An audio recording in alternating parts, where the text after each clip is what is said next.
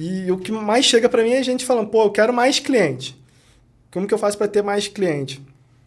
Hoje o mercado está migrando cada vez mais para ir para um jogo de aumento de LTV e não de mais clientes necessariamente.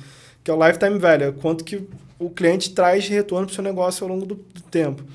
Então, por exemplo, pensa na barbearia. Se a barbearia focar em gastar, aumentar o CAC, né, o custo de aquisição do cliente, se eles focarem em trazer mais clientes, pô, provavelmente não vai dar certo. Então, eles têm que focar em pegar os clientes que já são deles e fazer com que o cara vá todo mês ali na barbearia. Fidelidade e recorrência. Fidelidade e recorrência e upsell, cross-sell, downsell. Você vender mais coisas, vender produto para ele. De repente, barbearia, pô, o que o cliente de barbearia pode querer mais? Então, fazer parcerias com outras empresas ou fornecer produtos, outros tipos de produto.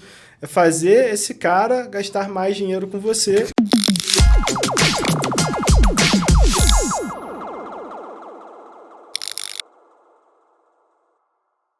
Fala, malucada, como vocês estão? Aqui quem fala é Wagner, do Alvo da Louca Podcast, o seu podcast de gente real, trazendo o empreendedor da vida real. E hoje com a gente aqui, Daniel Scott. Esse cara vai falar um pouco sobre quais são os pontos críticos e difíceis ao empreender. Empreender não é uma maravilha, certo, Daniel? Certamente não é. Não é, né? Em algum momento pode até se tornar, mas no começo é bem complexo, né? Cara, queria te dar aqui um presente em agradecimento aí à sua participação, presença. Obrigado por ter vindo, obrigado por estar aqui com a gente, cara. E a ideia é um pouco essa mesmo, pessoal. Né? Queremos falar sobre os pontos críticos do empreendedorismo e como é que a gente pode entender que eles existem e a partir deles trabalhar e não apesar deles. Queria te ouvir, então, cara, muito obrigado de novo por estar aqui, por falar com a gente. E o microfone é teu, assim, se quiser dar um pouco de um overview de como é que você começou nessa trajetória, como é que você entrou nesse tema empreendedorismo e a gente já fala aqui. Bom, primeiramente agradeço demais o convite, ótimo estar aqui. Eu sou o Daniel Scott, para quem não me conhece, estou lá no Instagram, LinkedIn como @Daniel Scott. E eu empreendo desde os 17 anos, hoje eu tenho 32. Comecei na escola ainda, comecei negociando no Mercado Livre celular usado, eu comprava e vendia celular usado, comecei a ganhar paixão por isso. É mesmo? Assim que você começou? Cara, muita gente assim, da minha geração começou alguma coisa no Mercado Livre. A gente teve outros convidados aqui, cara. O Fred, né? Frederico Flores. Que, cara, o monstrinho lá vendeu, inclusive ele vendeu a empresa para o Mercado Livre depois, ele começou assim. Só que ele começou com um pendrive. Então ele comprava da China os lotes gigantescos de pendrive, vendia no Mercado Livre e ganhava a diferença aí. É um perfil comum, assim. Geralmente a gente jogava videogame, começou a aprender inglês jogando videogame, fazia venda na internet, porque, cara, a barreira de entrada é muito baixa.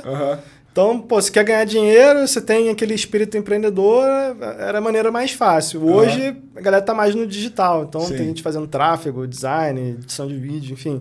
Mas naquela época era o Mercado Livre, era o que tinha pra gente fazer. Ainda hoje né? O Mercado Livre acaba sendo uma prateleira bastante importante aí no mercado como um todo, né? Hoje, através das redes sociais, também fica muito mais fácil. Então, muito mais fácil, vender coisa. Sem dúvida. E aí? Você estava contando a trajetória. E aí, fiz faculdade, depois fiz pós-graduação, e aí eu consegui uma bolsa de estudo para estudar na Espanha e estudar pós-graduação em empreendedorismo. A bolsa era da Ernst Young, e aí, como contrapartida... Você trabalhou na Ernst Young? Eu tive que trabalhar para eles no Vietnã.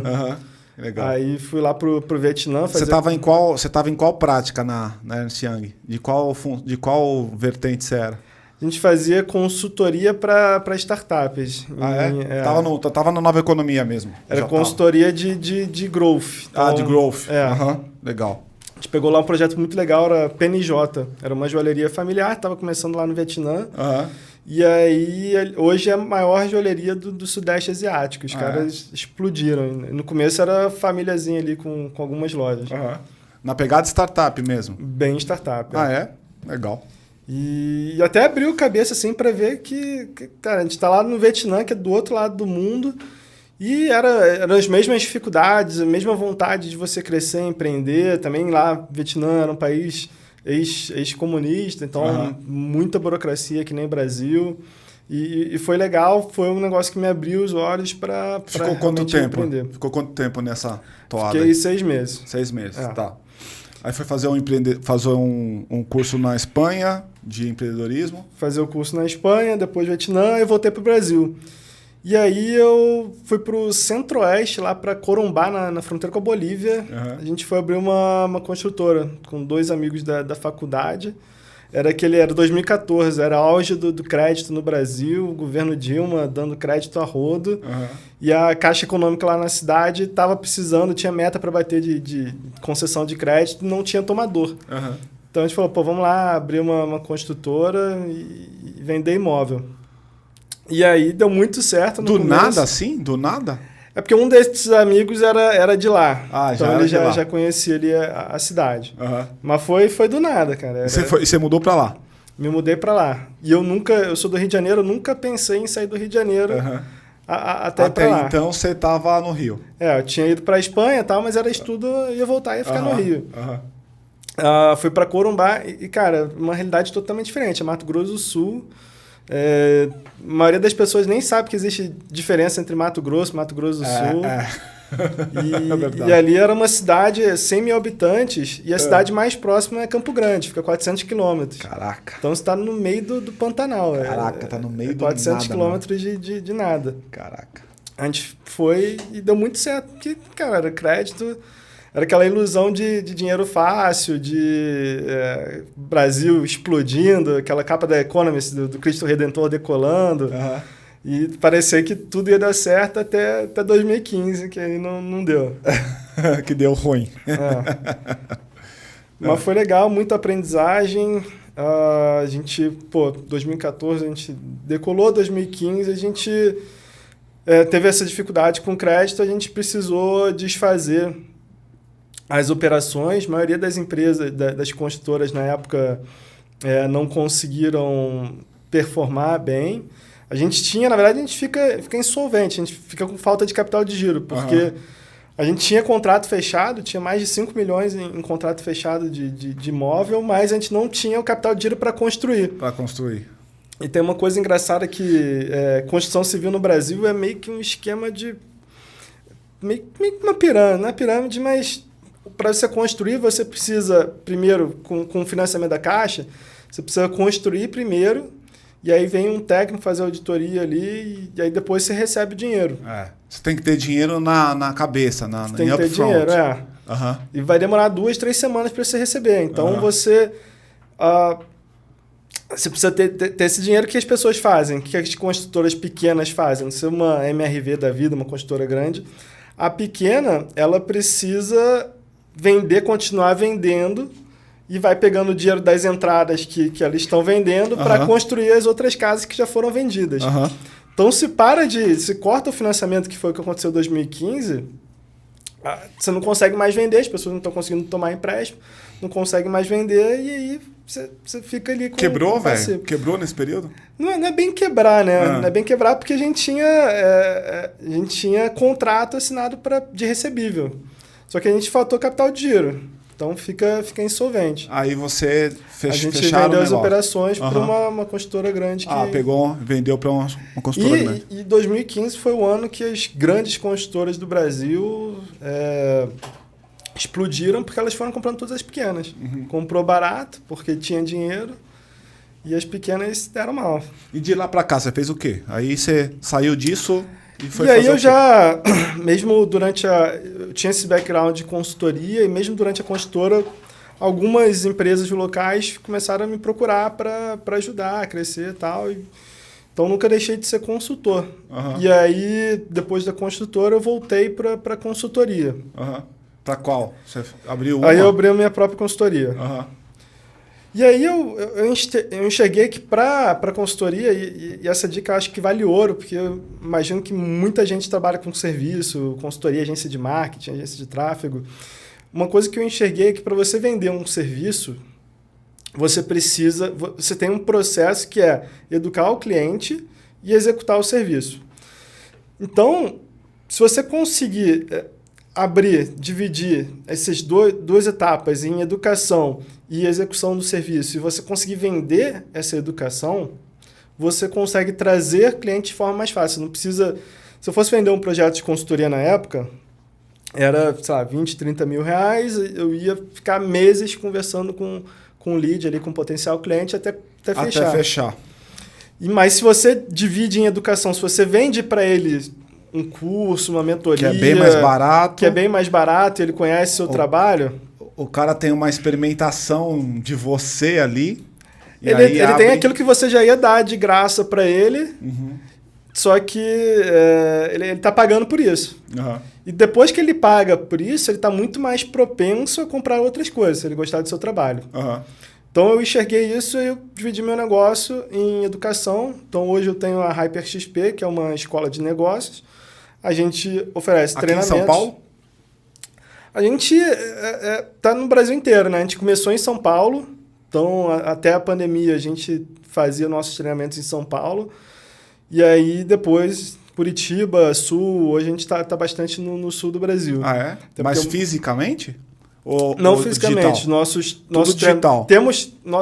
O nosso foco é treinamento presencial. Só que a gente não tem uma sede. Nossa equipe tem gente no mundo inteiro trabalhando. Cara, como é que começou? Vamos voltar. Então vamos estacionar aqui na HyperXP para eu entender como é que começou.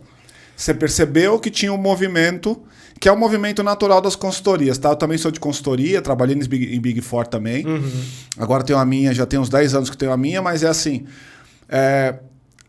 O movimento natural como é que eu ganho lead? Fazer greenfield é difícil pra caramba. Bater na porta do cara e dizer, eu sou consultoria, tenho aqui uma coisa pra você. Difícil pra caramba.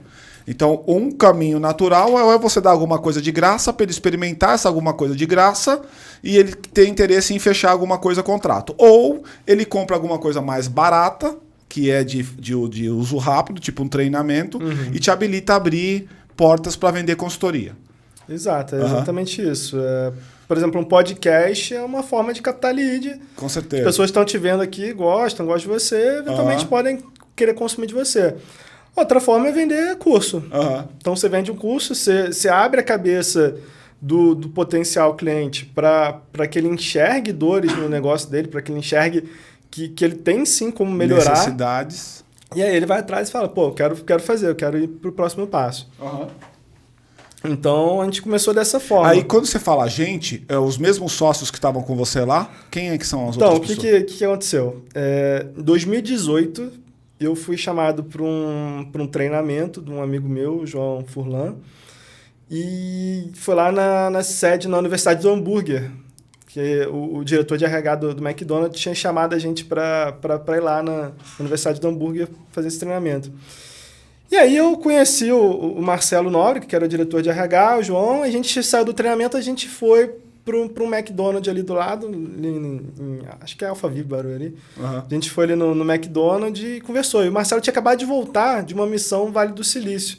Ele tinha pago 20 mil reais na época, 2018, para ir lá para Califórnia tirar foto na garagem do Steve Jobs. Sei. Ele falou, pô, foi péssimo. Negócio meio Startse. Fui no museu da Intel, fui na garagem de Steve Jobs, bacana, tirei foto, mas não agregou valor. E era o mesmo networking que eu poderia ter feito aqui no Brasil. Gastei 20 mil reais para isso. Falei, cara, Marcelo, a gente tem Gastou abertura... bem, né, velho? Hoje ele gastaria 4 vezes mais que isso. E... Pô, a gente tem acesso a praticamente todas as empresas do Brasil. Ele é muito bem conectado. Os três eram muito bem conectados. Será que a gente não consegue fazer isso aqui no Brasil e, de fato, visitando empresa de verdade, conversando com os diretores dessas empresas e por uma fração do valor? E aí gostamos os três da ideia e aí a gente, no dia seguinte eu era muito forte no LinkedIn, ainda sou, mas hoje eu uso menos, uso mais o Instagram. No dia seguinte eu fiz um post no LinkedIn e falei, cara, a gente tirou uma foto tomando milkshake no McDonald's. Falei, pô, tivemos uma ideia aqui, a gente quer levar um grupo de empresário executivo para conhecer as empresas aqui no Brasil. Quem quiser ir, tá aqui o valor, fala comigo. E a gente vendeu 3 ou 4, assim, no dia seguinte, só com uma ideia, sem nada planejado. Quanto era? Só para ter noção de... Na época, 3 mil. 3 mil. E você levaria o cara para conhecer uma outra prática de uma outra empresa. Tipo, você pega um cara de uma empresa X para levar, por exemplo, aqui, só para a gente poder dar exemplo, no Mercado Livre para ver uma prática. A gente foi no Mercado Livre. Foi no Mercado Livre? Foi no Mercado Livre. Fomos... Na primeira edição, a gente foi na Amazon, na Oracle... Não lembro as outras, mas era Amazon, Oracle, acho que LinkedIn, a gente foi no escritório do LinkedIn. Mercado Livre a gente foi na segunda em diante. Mas fomos na Magazine Luiza, a Luiza Trajano palestrou pra gente, fez um tour na loja, foi, sensacional. Tivemos em várias empresas. O que a empresa ganhava com isso? Porque você estava, claro, ganhava o FII de levar esses caras. Os caras ganhavam o conhecimento da empresa. E a empresa ganhava o quê? Essa pergunta que todo mundo faz. A empresa ganha em employer branding, né? Eles se mostram como marca empregadora. Mas mais do que isso, eu acho que é a vontade de compartilhar mesmo. É você ter acesso a um diretor, você quer fazer networking com o cara abre porta para você e você tá na lista de oração ali, ele tá na sua lista de oração. Então, eventualmente, você vai te pedir para te conectar com alguém.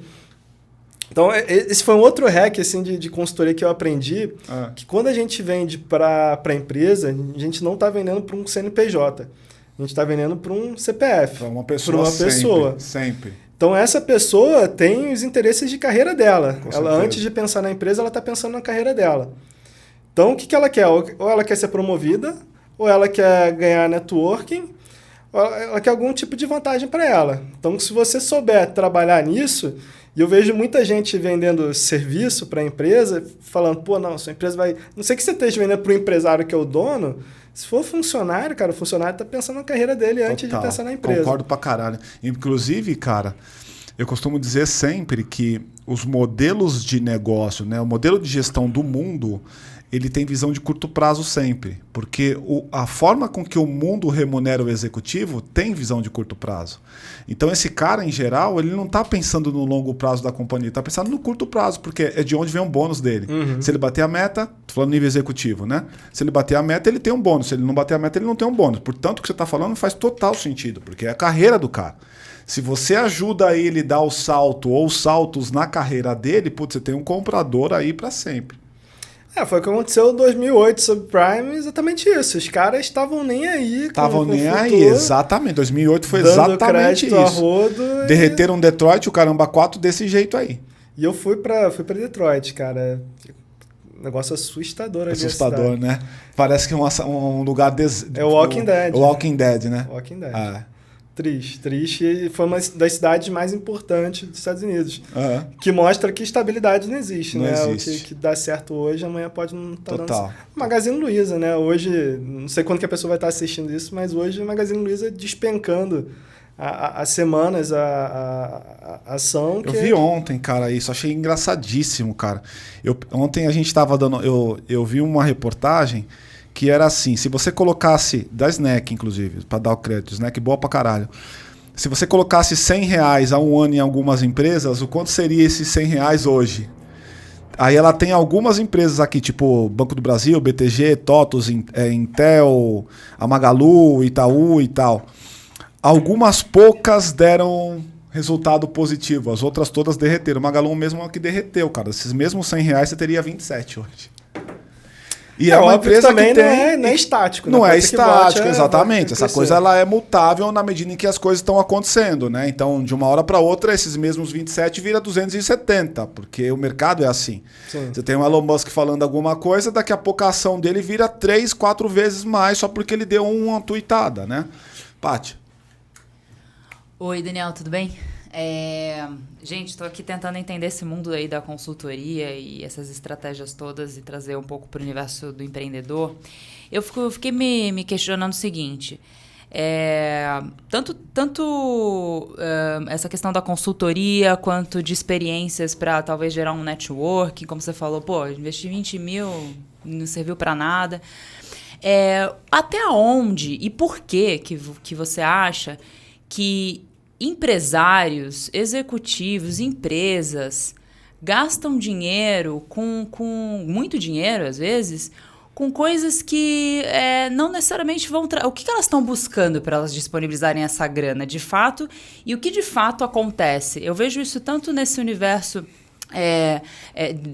desse tipo de busca por experiências, quanto às vezes em eventos, né? Quantas pessoas não vão nos eventos, estão buscando o que de fato, e o que de fato elas realmente conseguem? É um dinheiro bem gasto? É um dinheiro mais ou menos gasto? E quando ele é bem gasto, de fato, na realidade, sem sair do aspecto de venda? Ótima pergunta. O que eu vejo, assim, a gente começou trabalhando para... Primeiramente, na Hyper, a gente focou em executivos, gerentes e diretores de empresas. E uma coisa que eu percebi é que o executivo, beleza, ele paga no treinamento. É mais difícil ele pagar no treinamento, porque ele vai tentar fazer com que a empresa dele pague. Mas beleza, ele pagou. Só que por mais que tenha agregado muito valor para ele, ele não vai conseguir aumentar o salário na hora. Ele não vai ter um retorno de curto prazo. E mesmo que tenha, ele talvez não faça outros treinamentos. Então, para executivo, o cara tem que pensar muito no longo prazo para dar certo. Mas também tem executivo que, beleza, o cara não está tão pensando assim em salário, mas ele participava dos nossos treinamentos porque era muito legal conhecer gente, novas experiências, de repente abrir novas portas para novos trabalhos ou para ele empreender. Agora, quando você vende para o empresário, que é o dono da empresa, ou se for algum gestor que tenha mais uma capacidade de tomada de decisão, o empresário ele consegue executar na hora aquilo. Então, ele gasta o dinheiro porque ele sabe que um insight que vai ter no treinamento ou no mastermind, no grupo de network que ele participe, um insight vai transformar o negócio. Uma pessoa que ele conheça, e eu não só ofereço comunidade, como eu entro. Eu gasto, tem grupo que eu participo que paguei 10 mil euros para entrar, hoje está 20 mil euros. E ali, cara, o que rola de conversa ali é o que eu falo, você tem que pagar para jogar um jogo que não é seu. Se você quer estar entre os grandes, se você quer aprender, se você quer ter conexão com gente que de fato quer fazer negócio que pode te trazer resultado, você tem que pagar para jogar esse jogo. E se você se determinar, se você conseguir absorver aquilo e executar, vai ter retorno. Então, empresário, ele consegue ter um retorno bem maior. Já executivo é mais de longo prazo, cara. Tem que ter aquela determinação de... E às vezes ele nem tem expectativa de longo prazo naquela empresa que ele está. Ele está só fazendo uma passagem. Né? O turnover é alto no Brasil. Né? Eu concordo com você também. Eu acho que é bem isso mesmo. O cara que é o empreendedor, que ele tem poder de decisão, ele tem um senso prático para aquilo. Uhum. É por isso que explodiram os masterminds da vida, os grupos fechados. Você também tem? A gente tem nosso mastermind, que é voltado mais para empresários do mercado físico. Do mercado físico. Depois a gente fala sobre ele. E isso explodiu mesmo e tem gente pagando uma grana mesmo. Tem cara que paga para poder participar de um grupo. Não sei se você sabe disso, mas tem cara que paga 150 mil reais para poder participar de um grupo. Ou mais. Né? Tem um amigo que pagou 720 mil, cara. Aqui no Brasil? Aqui no Brasil. Caraca. 720 mil. Uau. Não sabia que estava nesse nível, não. O número mais alto que eu tinha era 150 pau. Caraca. Então o negócio é absurdo. Só que você está dizendo que você também paga, né? Eu pago, eu tô hoje em 6 grupos de Pode falar quais são? O que é? Você tá vendo o que nesses grupos? Cara, cada grupo, eu tô no grupo, por exemplo, do Ryan Kobe, acho que muita gente deve conhecer o Ryan. E aí é mais voltado para lançamento de infoproduto, mercado digital. Tem um grupo do Brasão, que é um cara que, mercado de afiliado, o cara que mais vendeu o mercado de afiliado. Então, um grupo... A maioria dos masterminds hoje, desses que cobram alto, é bem voltado para o mercado digital.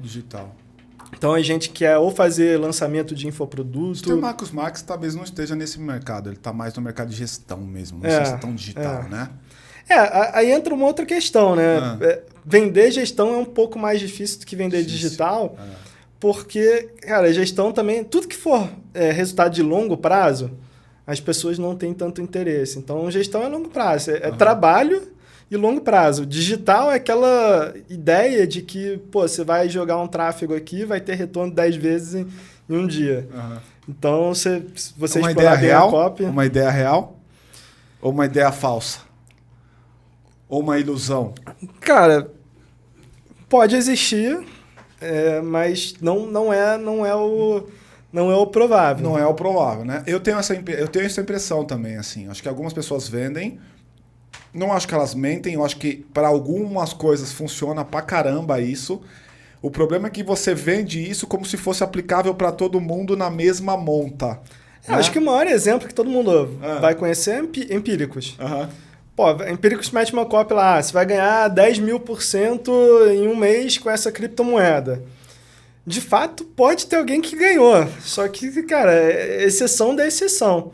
Não vai acontecer para todo mundo. Eles estão mentindo? Não. Mas estão dando a entender que... Tá com a XP agora, né? XP. Eu acho que eles estão juntos. Eles são XP. Eu tava num negócio da que é a Flipper, que um dos sócios da Flipper era da Empíricos e que a XP comprou, inclusive, a Flipper. E agora a XP foi comprada. Né? Foi, né? Então você tem. Isso é uma verdade mesmo. Agora, o que vocês têm de curso lá? O que vocês dão? Vocês dão aula do quê nessa. Na o nosso produto XP. principal são nossas imersões. E aí é voltado para gestão e marketing, mais escala de negócio. Então, o que é o nosso perfil de cliente? A gente tem cliente de todo tipo de mercado que você conseguir imaginar. Loja de armas, sex shop, mesmo? loja de vestido de noiva, até indústria. A gente tem cliente que produz cadeia de amamentação, botão para elevador, cliente que vende software, SaaS, né? Cara, tem de tudo. Amanhã eu vou visitar, tô aqui em São Paulo, moro em Curitiba, amanhã eu vou visitar um cliente meu que faz leitor de código de barra. Então, tem de tudo. E o bacana é que gestão é universal. As dores de gestão funcionam tanto para uma empresa, para uma loja de arma, quanto para uma Isso eu indústria. percebo na minha experiência como consultor mesmo. Todo mundo é igual. Todo mundo é igual e a nossa maior objeção é exatamente essa. Pô, será que essa imersão é para mim? Será que esse treinamento é para mim? Porque hoje é fácil. Hoje o mercado, você tem sempre um especialista ali, independente do mercado. Pô, pizzaria, tem um especialista em pizzaria. O cara no Instagram que fala de pizzaria. Tem mesmo, né? O Instagram tá lotado dos especialistas assim nichados. Nichados. Né? E aí o cara fala, pô, será que isso é para mim ou será que eu vou no especialista?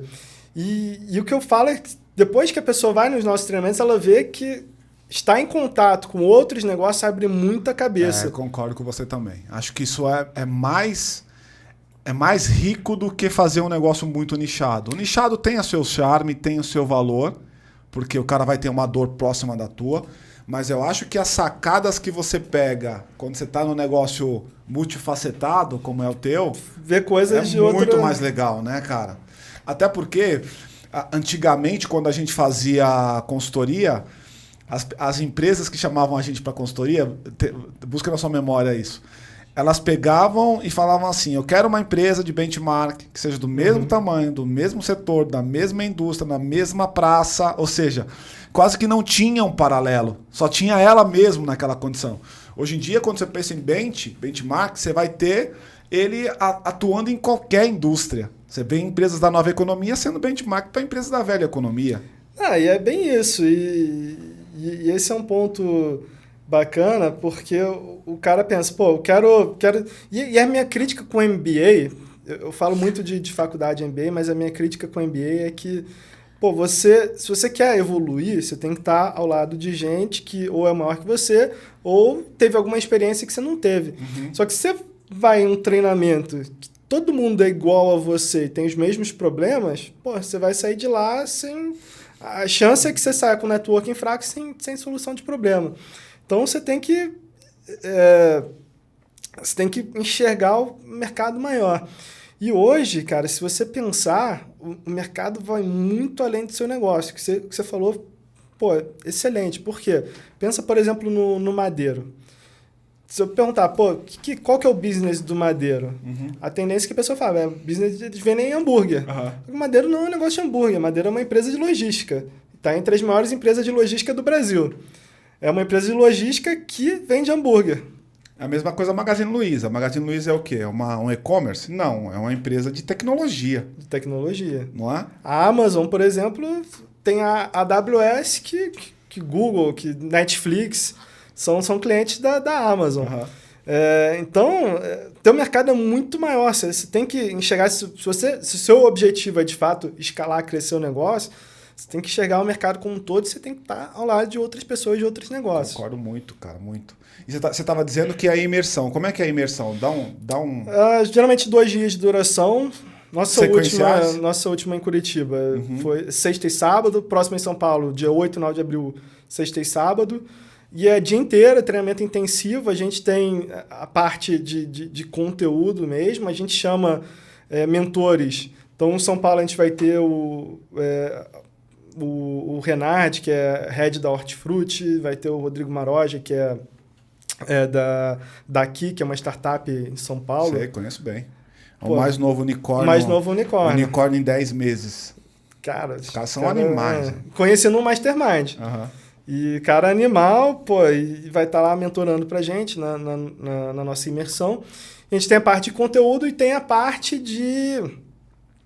tem a mentoria e tem algumas dinâmicas que a gente faz também para não ficar um produto de prateleira. Ser um negócio de fato aplicável às necessidades dos empresários ali.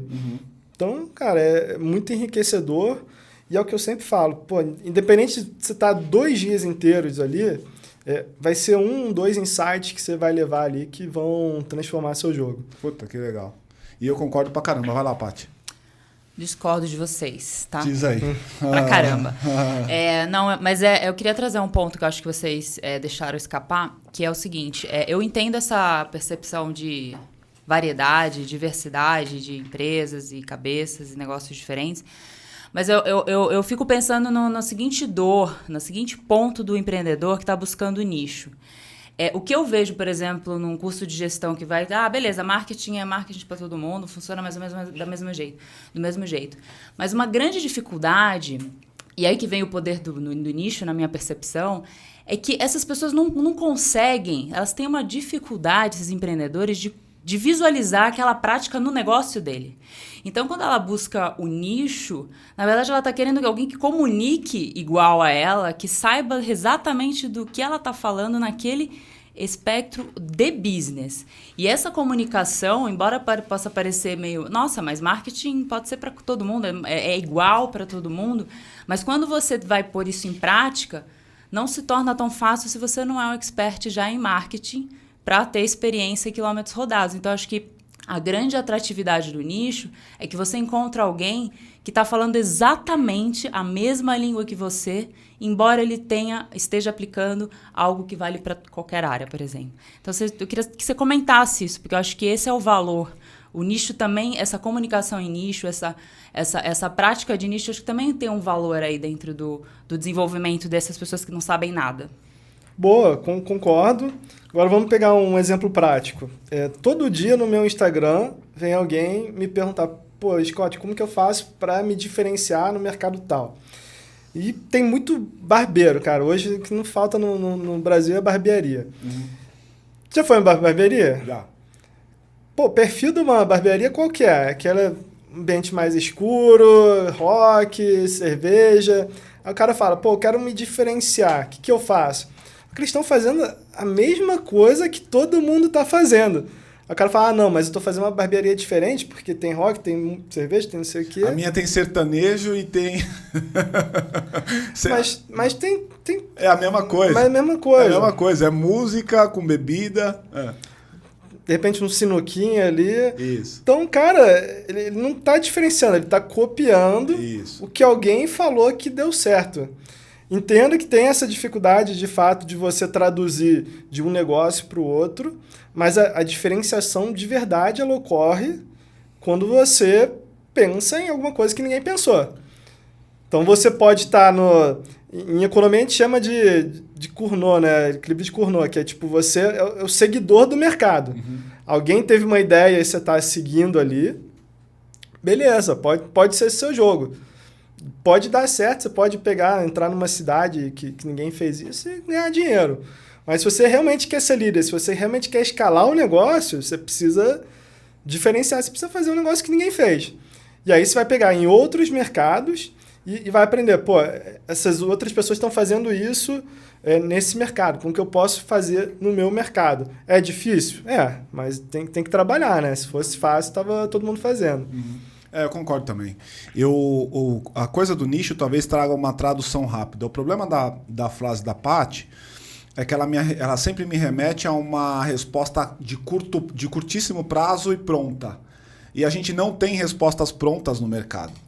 Ainda que você vá para um grupo de nicho muito nichado, igualzinho você, que todas as pessoas têm a mesma mão, o mesmo tamanho, a mesma casa, o mesmo cabelo, tudo igualzinho, isso não vai produzir um olhar diferente sob a ótica daquela própria indústria, porque está todo mundo dentro da mesma indústria. Qual que é a grande sacada? Rapidinho eu já te passo, Scott. Quando eu percebo que eu estou fazendo uma coisa e eu olho para uma outra indústria que está indo por um caminho totalmente diferente do meu, eu falo assim, caraca, eu poderia então pegar aquela ideia do cara que falou da indústria que não tem nada a ver, indústria de parafuso, vou chutar aqui. E eu poderia pegar aquela ideia dele de logística, por exemplo, e aplicar na minha pizzaria.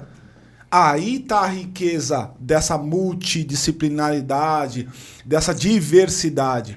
Eu sou um cara que demorei pra caramba para entender a importância da diversidade. Eu sempre pensei que diversidade era um termo daqueles grávidos que cabe qualquer coisa lá dentro. E o podcast aqui, ele me fez entender que diversidade, cara, tem uma importância do caralho em qualquer tipo de negócio. Não é só diversidade de ter homens e mulheres, pretos e brancos, japoneses, não é isso. É pluralidade de tema mesmo, de enxergar de outras maneiras. É isso, Scott? Bem isso. É sigla DEI, né? O paulista DEI, que é diversidade, equidade e inclusão.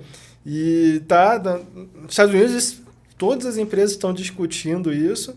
E geralmente quando a gente fala de diversidade, fala de preto e branco, exato. A gente pensa homossexual, heterossexual, mas porra, vai muito além. Muito além. E pegar um exemplo bobo, mas tem um influenciador que criou um método para conseguir vender balinha em sinal. O cara fez uma copy boa, acho que era tipo, preciso de dinheiro que eu tô estudando, comprei minha balinha e tal. E com a primeira pessoa deu muito certo. Com a segunda deu certo. Só que depois todo mundo tava fazendo isso. Então você sacava que era um negócio pronto. Uhum. Então, copiar é bom. Pô, eu gosto. Eu pego muitas ideias, ó, tomar cuidado com plágio e tal, mas pegar ideias de outras pessoas e executar vai dar certo. Só que você ter a sua ideia é o primeiro passo para quem quer ser líder. Não tem jeito, cara. Não tem jeito. Ou você pega a ideia de alguém que não soube executar tão bem e faz melhor. E aí tá uma grande diferença, né, Scott? Porque a diferença minha pro Scott, por exemplo, é que o Scott foi lá e implementou. Né? E aí, por que o Scott está faturando 1 milhão por mês no negócio da Hyper XP?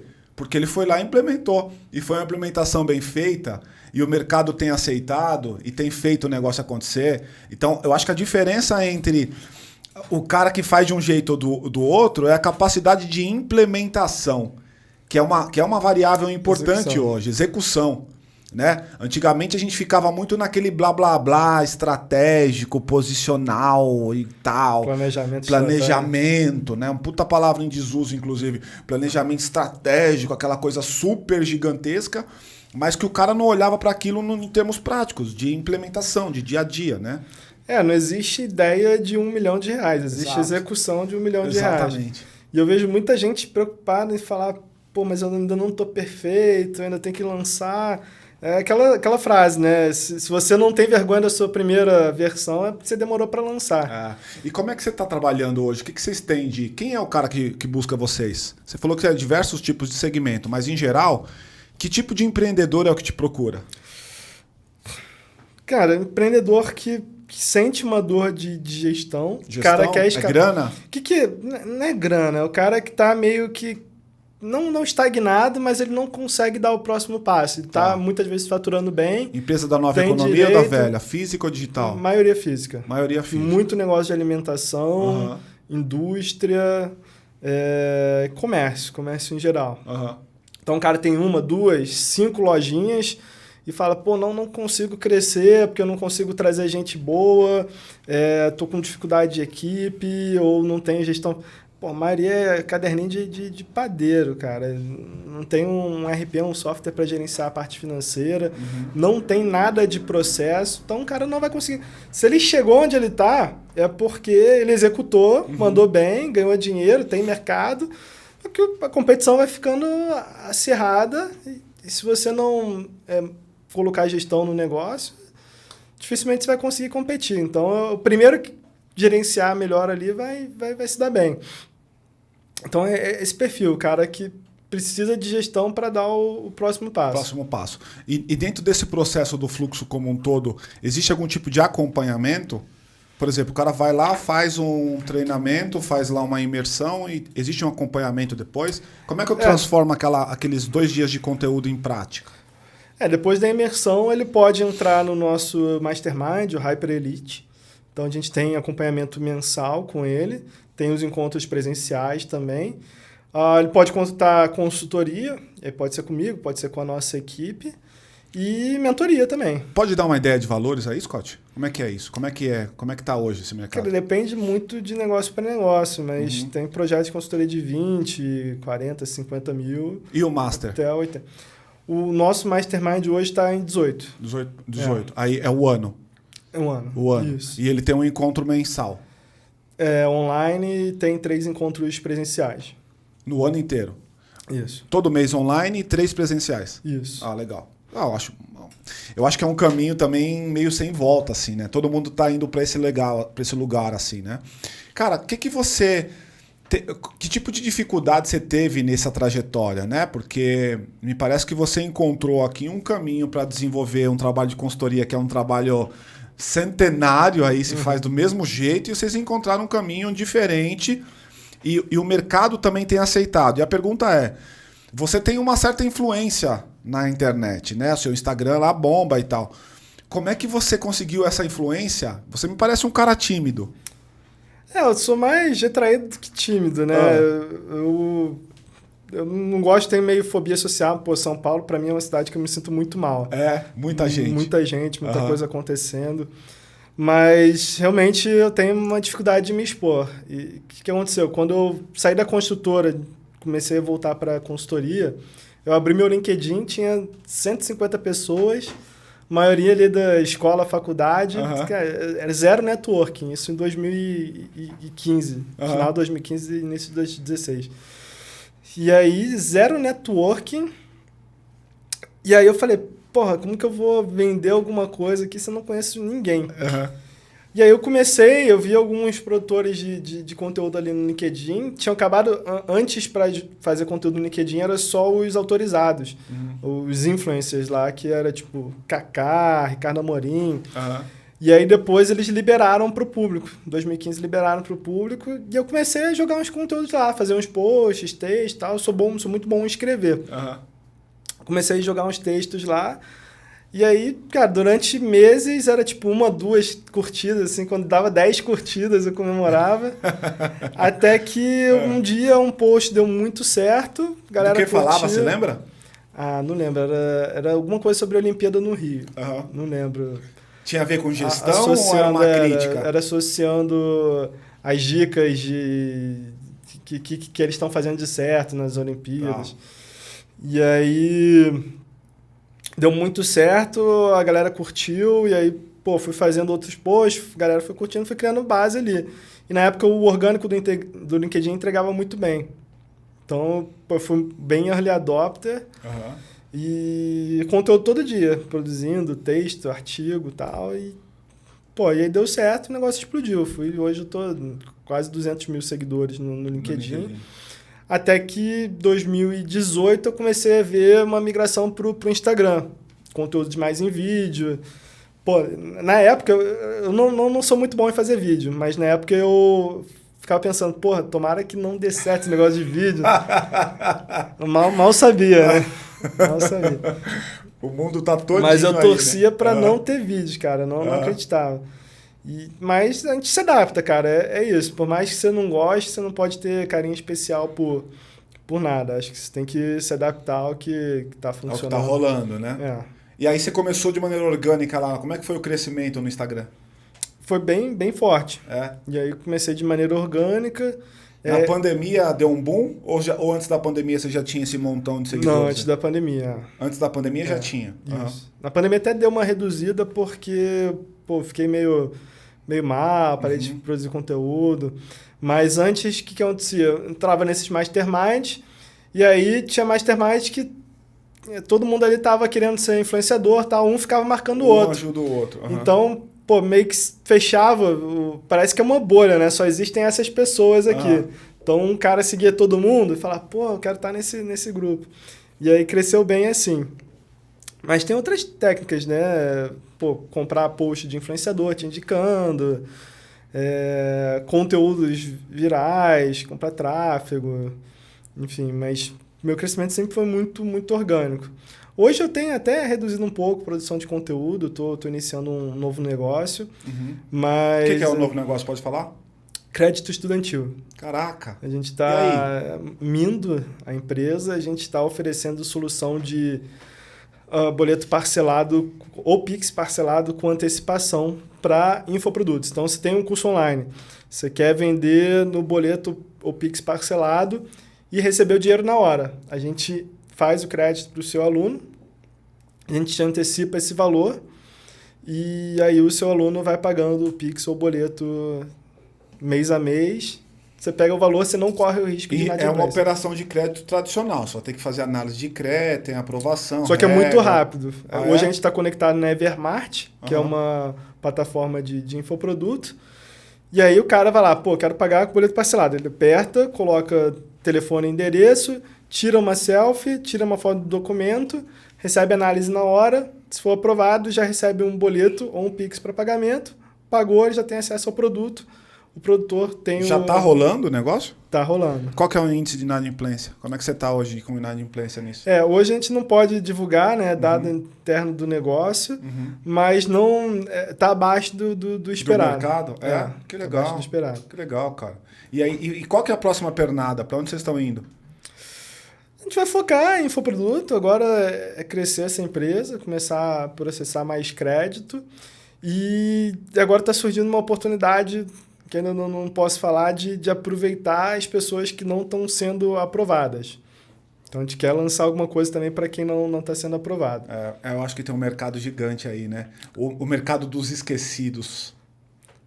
Cara, você pensa o seguinte, se o cara não tem cartão de crédito ou está com limite, é porque ele já tem uma dificuldade de acesso a crédito. Isso. Então, quem chega no Pix boleto parcelado já é uma pessoa ali que tem mais dificuldade. Então, boa parte é reprovada, né? Ou negativada. A gente tem outros filtros também. Então, por exemplo, se o cara criou o telefone dele ontem, comprou um chip ontem, criou o e-mail dele ontem, a gente consegue ver o histórico desse e-mail, desse telefone. Se o cara criou ontem, ele vai cair no filtro antifraude. Então, ele não vai conseguir aprovação. Então, tem esses filtros. Mas pode ser que o cara, de fato, tenha criado o e-mail e pode ser que ele tenha alguma coisa ali que a gente possa oferecer para ele. Legal, cara. Que legal. Cara, acho que a gente passou por os pontos que eu queria passar. Existe algum item ou alguma dica ou algum track que você queira... algum hack que você queira dar para as pessoas que estão assistindo, especialmente o empreendedor que está meio enrolado, que está se vendo naquele lugar que você narrou aqui, que é o cara que está com dificuldade de dar o próximo passo, de ver o negócio dele crescendo? A maior dificuldade que eu vejo em empresa hoje, talvez seja a maior dor, que não é uma dor, é um sintoma, né? É que nem você chega no médico, pô, eu tô com dor de cabeça. Não é uma dor, é um sintoma de algum problema que você tem.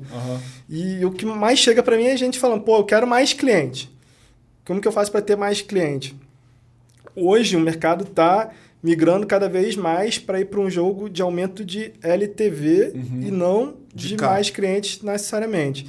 Que é o Lifetime Value, quanto que o cliente traz de retorno para o seu negócio ao longo do tempo. Então, por exemplo, pensa na barbearia.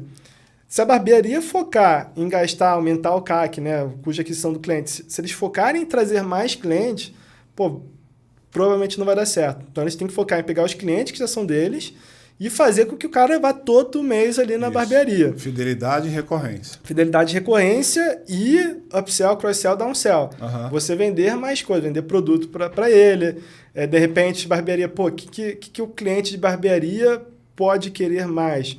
Então, fazer parcerias com outras empresas ou fornecer produtos, outros tipos de produto, é fazer esse cara gastar mais dinheiro com você. O que você chama de downsell nesse teu exemplo? Talvez barbearia talvez não tenha um downsell, né? Porque dificilmente o cara vai chegar lá, quero um corte de cabelo, tá? R$100. Não vou querer, menos. Então tem um corte mais barato. Dificilmente. Mas tem negócios que tem downsell. Tipo, que dá, né? O hambúrguer, não quero esse hambúrguer, mas tem de 220 gramas e tem de 150 gramas. Telefonia trabalha muito com downsell. Porque telefonia não é incomum o cara te ligar dizendo, cara, você tá com um pacote hoje de tantos gigas e paga 100 e tanto, e a gente tá vendo aqui que tem uma promoção para você com mais gigas e pagando menos. Mas ninguém dá nada de graça. Provavelmente é um tempo de fidelidade maior, ou porque tá próximo do encerramento do teu contrato e ela quer te jogar mais 2 anos de fidelidade, ou seja, isso é uma prática normal, né?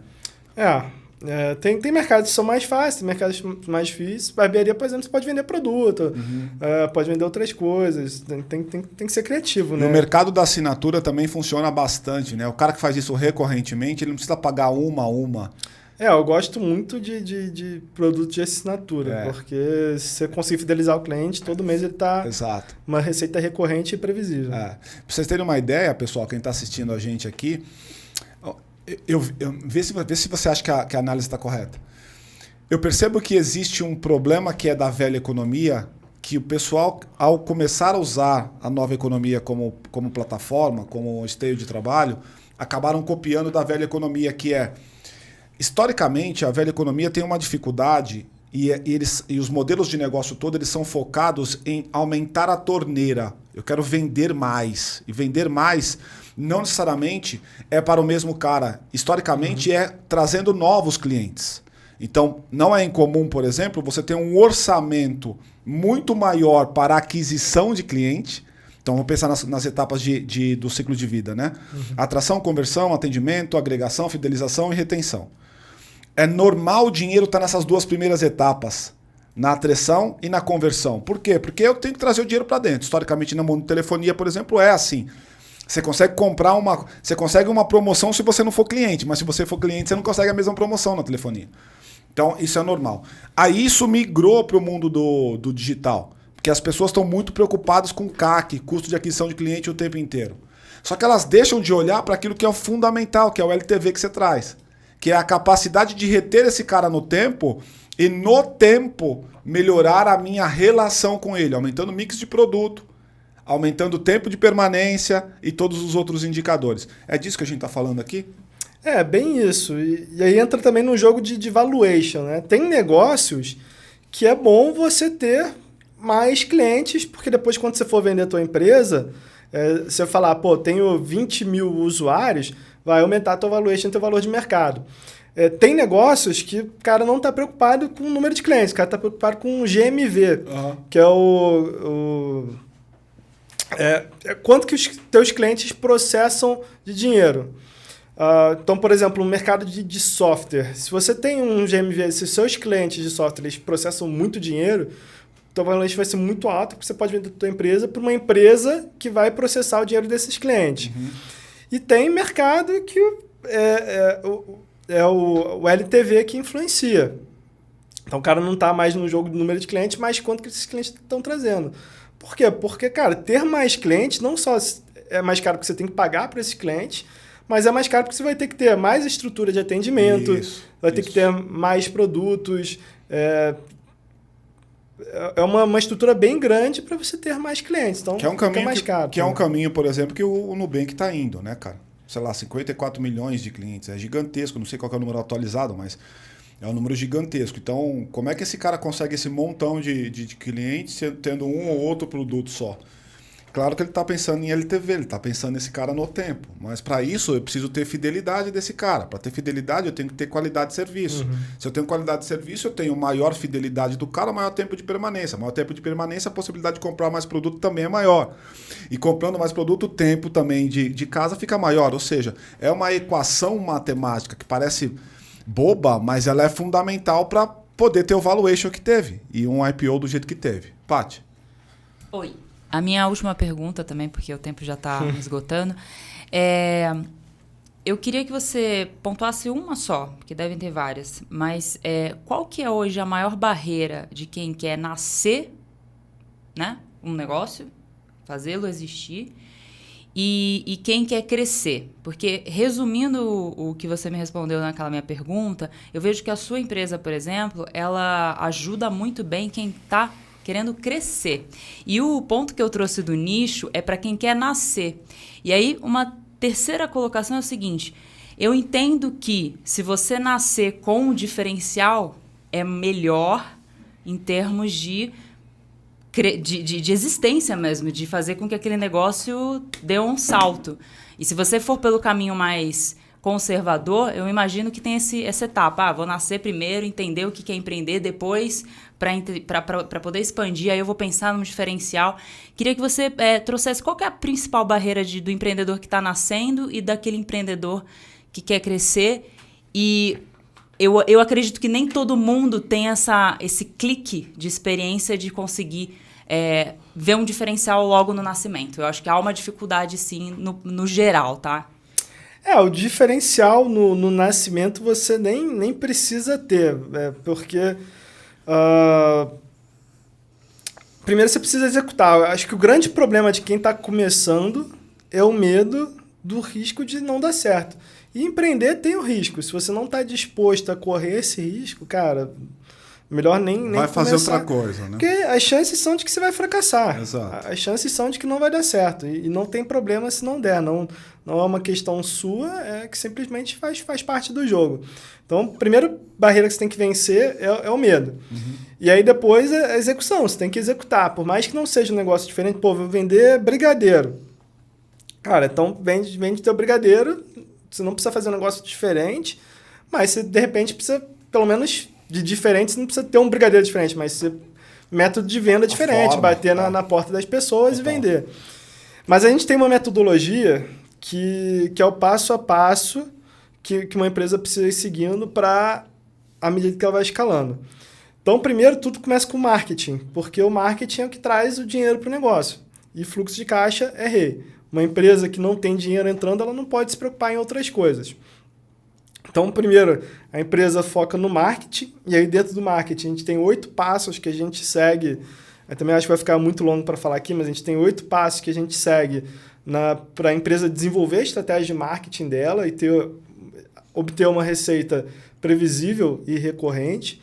E aí, depois do marketing, o segundo passo é pensar na gestão financeira. Uhum. Beleza, estou ganhando dinheiro, tenho meu fluxo aqui mais seguro de caixa, então eu preciso administrar esse dinheiro para não correr o risco de ter algum descasamento de fluxo de caixa, para poder me planejar para os próximos passos.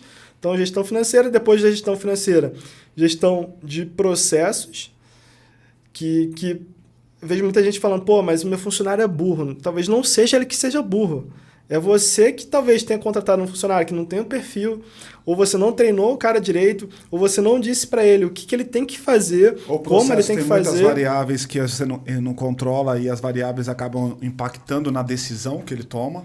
Pode ser também. Então tem muita coisa. Então, para você pensar primeiro em gestão de pessoas, você tem que pensar em gestão de processos. Eu gosto muito de dar o exemplo do McDonald's, porque lá pode ver, vai numa loja de McDonald's, tem alguém limpando o chão, você vai ver que ele vai limpar em formato de 8, que é uma forma mais eficiente de você limpar o chão. A água da limpeza, ela tem a temperatura certa da água.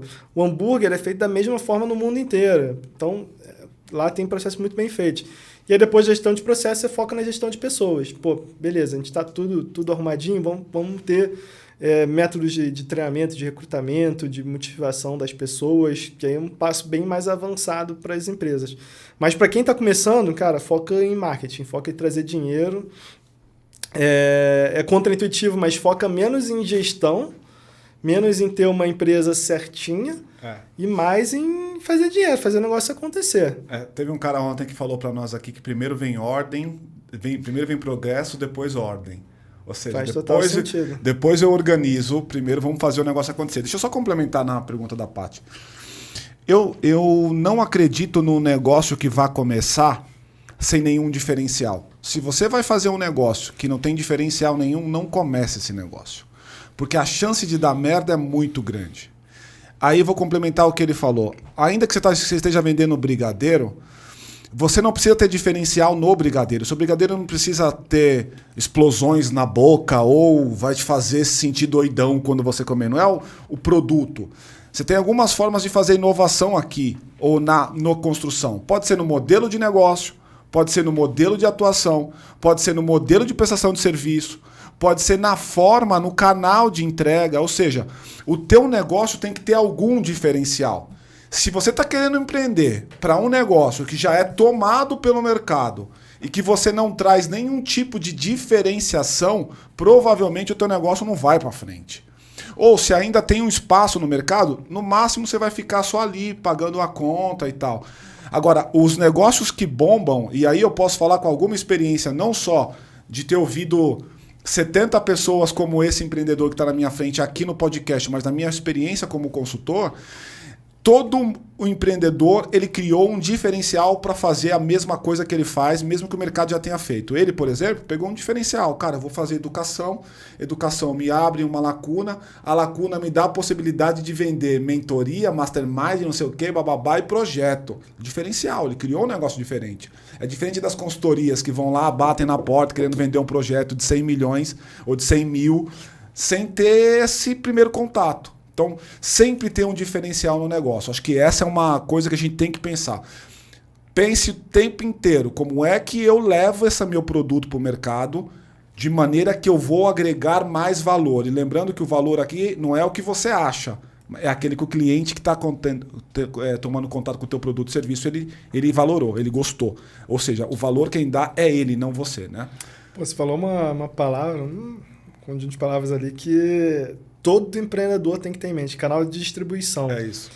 Então, hoje a gente fala muito de Instagram, né, Mercado Livre e tal, mas, porra, existem centenas de canais de distribuição possíveis para você fazer teu produto chegar no cliente. E as pessoas não vão... Isso é diferenciação. Total, você pode ter o mesmo produto, o mesmo brigadeiro que teu concorrente. Só que se você sabe chegar no teu cliente mais fácil do que seu concorrente, você vai ganhar dele. Total. É só vocês pensarem, por exemplo, numa marca pouco conhecida chamada Coca-Cola. Se você vai para uma ilha paradisíaca e lá tem uma lojinha que vende um lanche, provavelmente vai ter Coca-Cola. Como é que esses caras conseguem chegar onde eles chegam a vida inteira desses caras? Então, o diferencial é o canal de distribuição, logística. O próprio Mercado Livre ele criou hoje um negócio que diferencia ele demais. Por exemplo, eu, Wagner, eu pensei em comprar qualquer coisa, o primeiro lugar que eu olho é o Mercado Livre. Por quê? Porque eu tenho a possibilidade de receber no mesmo dia. Se eu estiver comprando de manhã, chega no mesmo dia, estou em São Paulo. Ou, no limite, no dia seguinte. Isso é um puta diferencial. Porque, vamos lá, né? Marketplace tem um monte. Magazine Luiza, Americana, Submarino, a Amazon, todos esses caras estão no mesmo mercado. E o cara criou um diferencial. Então, um diferencial é o que te faz deslanchar. Certo, Scott? Perfeito. Tô complementando contigo aqui, Scott, porque a Paty tá provocadora hoje, tá ótima, porque para trazer aqui o... Olha lá, ela tá dando risada. Para trazer isso. Cara, agradeço demais sua participação e presença. Queria te fazer uma pergunta e tô curioso para saber qual a tua resposta com ela ou dela. Por que o Scott é um vida louca?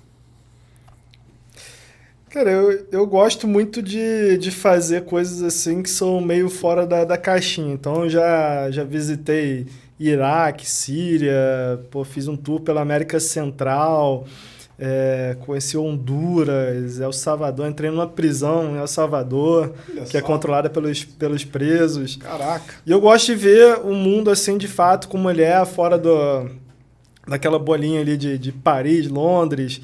Então, eu procuro trazer essas experiências em inovações, em ideias diferentes. Eu acho que você perguntou por que seu conteúdo, como que você conseguiu crescer no Instagram. Eu sou uma pessoa, de fato, que sou mais retraído, sou mais introvertido, só que eu consigo questionar as coisas, eu consigo pensar um pouco além. E eu acho que tem muita gente que gosta disso, alguém que foge daquele pensamento mainstream tradicional e é capaz de pensar um pouco fora da caixa. E às vezes estou certo, às vezes estou errado, mas pelo menos eu tô pensando ali, agregando e aberto a discussões e novas ideias. Show de bola, cara. Cara, agradeço demais. Se você gostou do vídeo, não se esqueça de curtir, de compartilhar. Se inscreve aqui no canal. Lembra que a gente não tá pedindo nada muito complexo. É só você dar um like aí. Esse like ajuda pra caramba a gente na produção dos próximos conteúdos e na nossa posição dentro do YouTube. E os contatos dele vão estar aqui embaixo também. Se quiser dar uma olhada lá no Instagram do cara, o cara é fera. Só clicar, pula pra lá e segue a gente aqui. Scott, meu irmão, Tamo muito obrigado junto. aí, tá, cara? Valeu aí pela que agradeço o participação e convite. presença. E vocês, até a próxima. Tchau, tchau. Scott, como é que você conheceu? Como é que você conheceu os teus sócios, cara? Esse pedaço eu fiquei ainda com Foi nesse dia. interrogação. A gente foi lá no Vocês se McDonald's. conheceram lá no McDonald's? Lá no McDonald's. Ah, eu tinha a impressão que vocês todos foram pra lá, mas já se A conheciam. gente conhecia por LinkedIn, né? Ah, A só gente pelo não LinkedIn. conhecia pessoalmente. Ah, e se conheceram presencialmente nesse McDonald's. Ah. Que do caralho, mano.